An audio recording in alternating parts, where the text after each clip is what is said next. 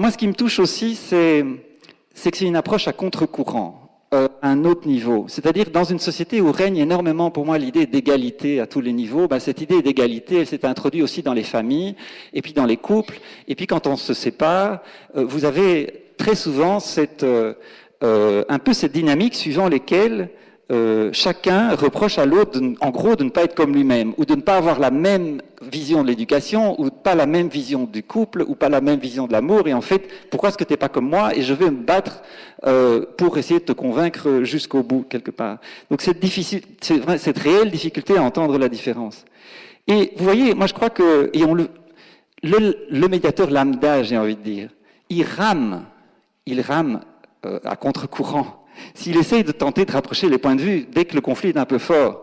Parce que cette tentative est évidemment vouée à l'échec, parce qu'il y a bien une chose qu'ils ne veulent pas, c'est ça.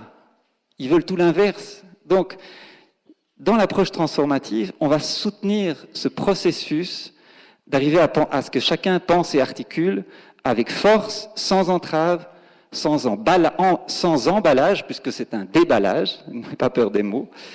Et en même temps, il va faire l'expérience de l'autre qui fait la même chose en face, et que le monde ne s'écroule néanmoins pas. Et que l'autre dit ça aussi avec force, ce qui est un peu surprenant, même parfois renversant.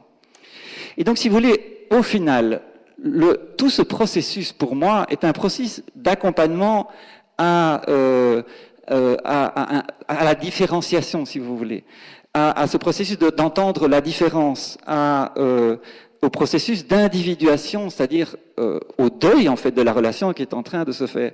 Et donc, si vous voulez, c'est absolument incontournable, me semble-t-il, dans les conflits les plus forts, puisqu'on parlait tout à l'heure d'hyperconflit.